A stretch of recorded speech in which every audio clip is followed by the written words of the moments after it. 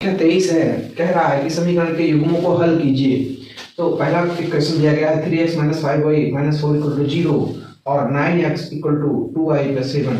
ये दो इक्वेशंस दिए गए हैं, तो इसको किसी भी विधि से हम हल कर सकते हैं। इक्वेशन हल करने के लिए तीन विधियां हैं, आपके सिलेबस में है, लेकिन अभी यहाँ पर हम इसको विलोपन विधि से हल करते हैं। देखिए 3x - 5y = 4, ये समीकरण 1 बन जाएगा।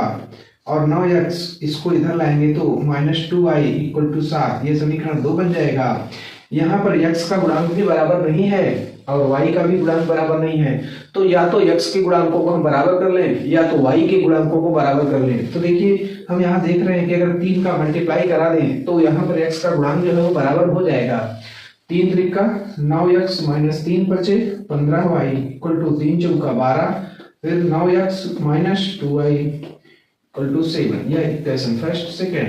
अब देखिए x के गुणांक बराबर हो गए, चिन्ह भी समान है और चिन्ह समान होने पर घटाया जाता है, घटाने पर तो चिन्ह बदल जाएंगे, प्लस है तो माइनस, माइनस है तो प्लस और प्लस है तो माइनस। अब ये कट जाएगा, 2y में 15y घटाएंगे तो -13y बचेगा इक्वल टू 12 में से 7 घटाएंगे तो आएगा 5 और y इक्वल टू 5 बटा -13, यह इसका मान हो जाएगा।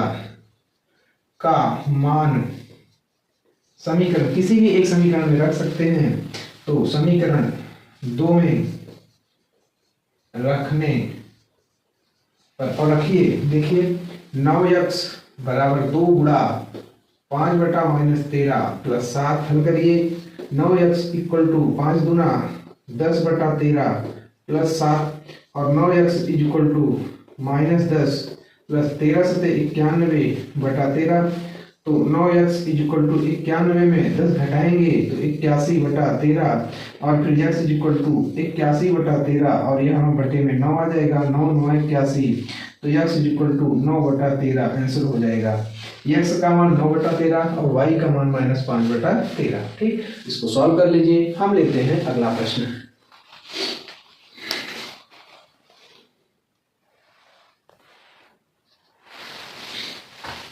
देखिए बच्चों, यह 6 अंक का प्रश्न है और बोर्ड एग्जाम के लिए बहुत ही इंपॉर्टेंट प्रश्न है।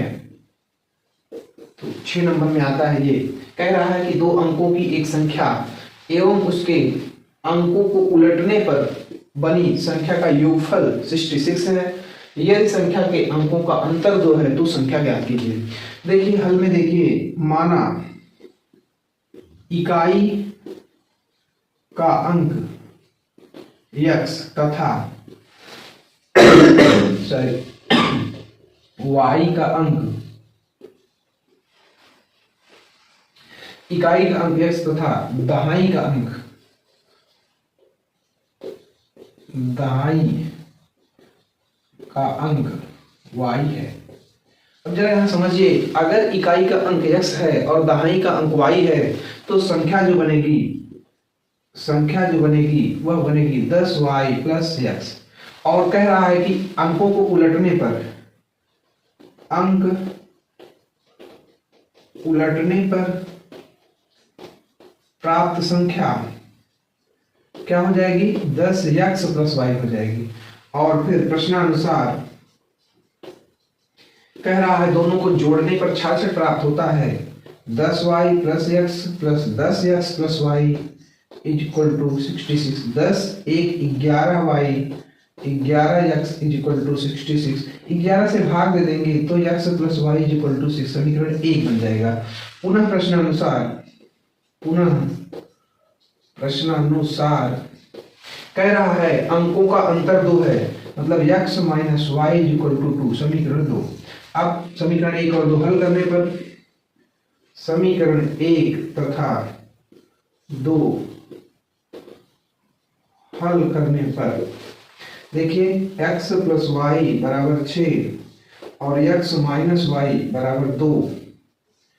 देखिए इसको क्या करेंगे, हाँ x का मान जो चिन्ह है वो समान है और y का मान असमान है, तो हम इसको जोड़कर भी हल कर सकते हैं और घटाकर भी हल कर सकते हैं। लिखते हैं जोड़ने पर और जोड़ेंगे तो ये कट जाएगा, 2x = 8 x = 4। समीकरण 1 में रखने पर 4 + y = 6, तो y = 6 - 4, तो y = 2। अतः संख्या = 10 × 2 + 4, 10 दूना 20, 4 24 हो जाएगा। यही आंसर होगा। ठीक, तो सॉल्व कर लीजिए। जैसा हो कमेंट में जरूर बताइए। अपने यार दोस्त मित्रों को जरूर शेयर करिए ताकि वो भी इस वीडियो का लाभ ले सकें। हम लेते हैं अगला प्रश्न।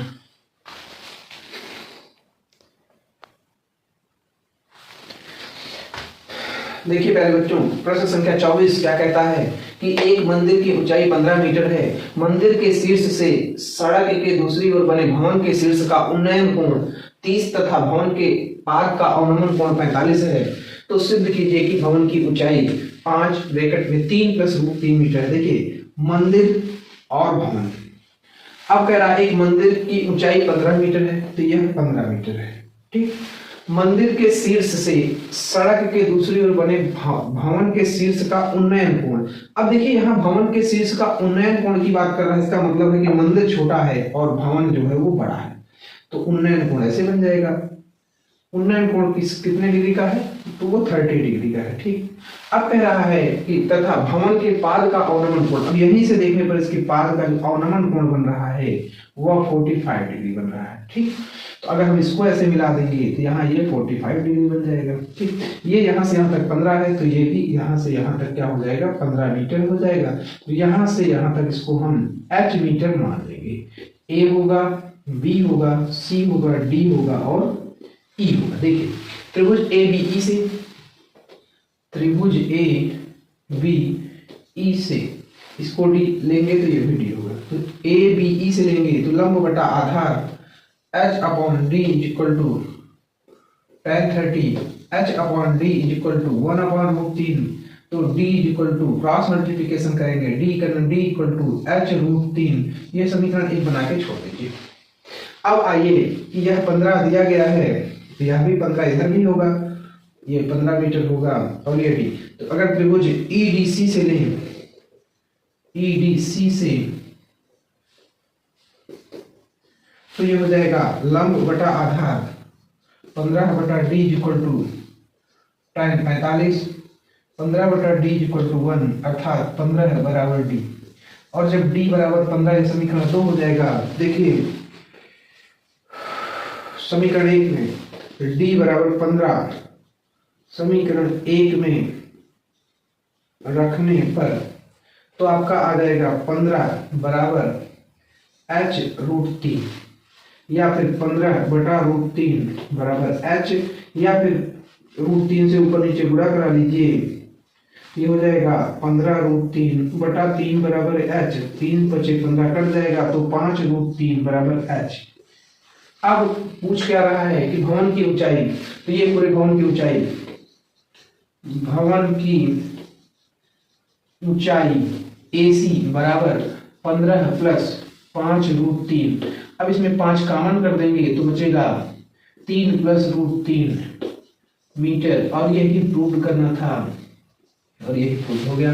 तो सॉल्व कर लीजिए। अगर न समझ में आया हो तो कमेंट में जरूर बताइएगा। हम लेते हैं अगला प्रश्न।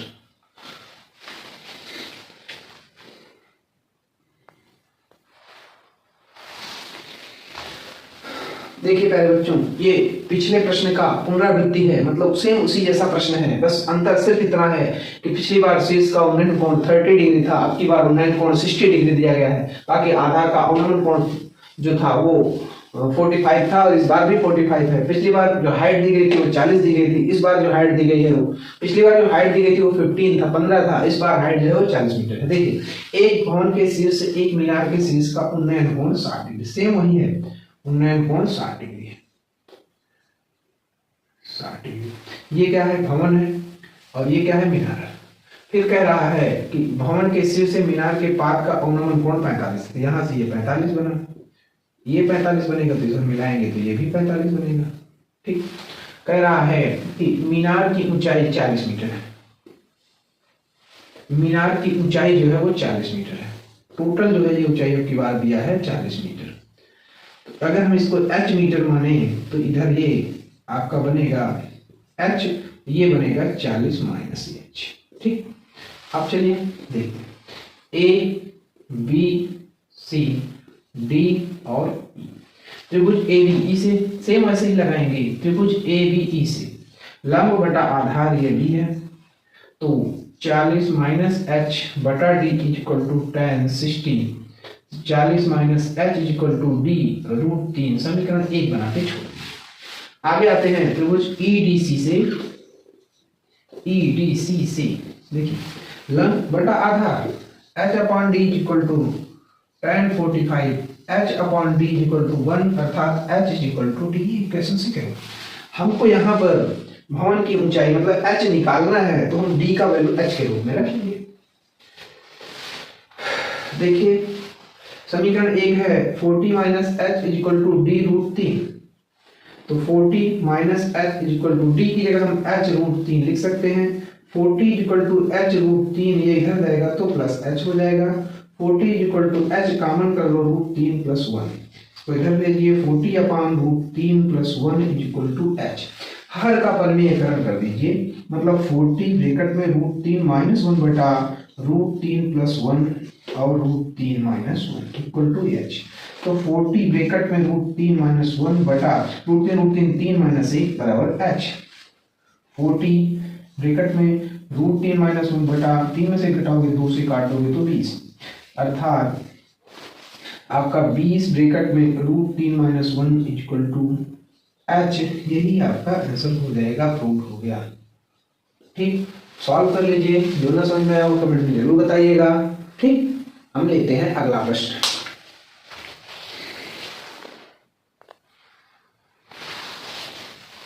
देखिए प्यारे बच्चों, ये बोर्ड एग्जाम के लिए इंपॉर्टेंट प्रश्न है पहली बात तो, और दूसरी बात ये 6 अंक का प्रश्न है। कितने अंकों का? 6 अंक का प्रश्न है। देखिए एक ठोस एक शंकु के आकार का है जो एक समान आधार त्रिज्या के अर्धगोले पर अध्यारोपित है। मतलब कहने का यह कि एक अर्धगोला है और इस पर एक शंकु अध्यारोपित है। ये अब कह रहा है कि अर्धगोले का वक्रपृष्ठ तथा शंकु का वक्रपृष्ठ समान है। तो देखिए शंकु का वक्रपृष्ठ बराबर है अर्धगोले का वक्रपृष्ठ। शंकु का वक्रपृष्ठ होता है पाई आर एल और अर्धगोले का वक्रपृष्ठ होता है 2 पाई आर स्क्वायर, और दोनों का आर समान है। अगर आर समान है तो पहली बात तो एक आर से एक आर कट जाएगा, दूसरी बात पाई से पाई भी कट जाएगा, तो यल बराबर 2r बचेगा। ठीक, यहीं इसको छोड़ दीजिए। अब आगे कह रहा है कि तो शंकु की त्रिज्या और ऊंचाई का अनुपात क्या होगा। अब देखिए यहां से यल बराबर 2r तो आया है, लेकिन शंकु की त्रिज्या, शंकु की त्रिज्या और ऊंचाई का अनुपात हमको निकालना है। मतलब हमको r और h का अनुपात निकालना है। तो जो देखिए फार्मूला जो होता है L स्क्वायर बराबर होता है R square plus H square. तो आप जानते हैं कि कर्ण का वर्ग बराबर होगा त्रिज्या का वर्ग प्लस ऊंचाई के वर्ग। यहां से L को हमको रिमूव करना, हटाना है, और R और H को बचा लेना है। तो हम L की जगह 2r रख सकते हैं। तो 2r का वर्ग equal to R square plus H square. तो 2 2 जा 4r square minus r square equal to H square. तो 4 में एक सब्ट्रैक्ट करा दोगे 1, तो 3r square equal to H square. तो हमको r और h में निकालना है अनुपात, तो r स्क्वायर बटा H स्क्वायर इक्वल टू 1/3। तो r बटा h बराबर √1/3। तो लिख सकते हैं r बटा h इक्वल टू 1/√3, अर्थात r अनुपात h बराबर 1/√3। ये इसका आंसर हो जाएगा। सॉल्व कर लीजिए। अगर ना समझ में आया हो तो कमेंट में जरूर बताइए। ठीक, हम लेते हैं अगला प्रश्न।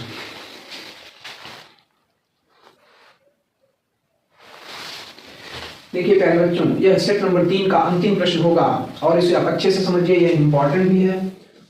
और 6 नंबर का प्रश्न है, कह रहा है 21 सेमी त्रिज्या वाले एक वृत्त। तो एक वृत्त है, इसकी त्रिज्या है 21 सेंटीमीटर, चाप केंद्र पर 60 डिग्री का कोण आंतरित करता है, मतलब यहाँ से यहाँ ये 60 डिग्री का कोण आंतरित हो रहा है। और ये कितना है 21 सेंटीमीटर है, और ये भी 21, ये O हो गया, ये A हो गया, ये B हो गया। अब कह रहा है कि चाप द्वारा बनाए गए त्रिज्यखंड का क्षेत्रफल, तो ये त्रिज्यखंड है, अगर इसका क्षेत्रफल निकालना है तो त्रिज्यखंड का क्षेत्रफल का फार्मूला होता है, त्रिज्यखंड का क्षेत्रफल बराबर होता है थीटा बटा 360 पाई r स्क्वायर। तो थीटा 60 हो गया, 360 पाई मतलब 22 बटा 7 गुणा 21 गुणा 21, हल कर दीजिए, 6 से 36 कट जाएगा, 7 तिरिक 21 कट जाएगा, 3 दूना 6 कट जाएगा, 2 11 में 22 कट जाएगा, अर्थात 11 गुणे 21, 11 का नाम 11, 11 दूना 22, 21, 231 सेंटीमीटर स्क्वायर इसका आंसर हो जाएगा। नोट कर लीजिए, आपका सेट नंबर 3 कंप्लीट हुआ। अगले वीडियो में हम सेट नंबर 4 लेकर आएंगे। आप लोग इसको अच्छे से पढ़िए, अपने मित्रों को, अपने दोस्तों को जो कहीं भी पढ़ रहे हो, अगर वो यूपी बोर्ड या फिर सीबीएसई बोर्ड से जुड़े हैं, कक्षा 10 में हैं, तो उनको इसको शेयर जरूर करिए ताकि वो लोग भी चैनल से जुड़ सकें और इस वीडियो का लाभ ले सकें। ठीक, थैंक यू।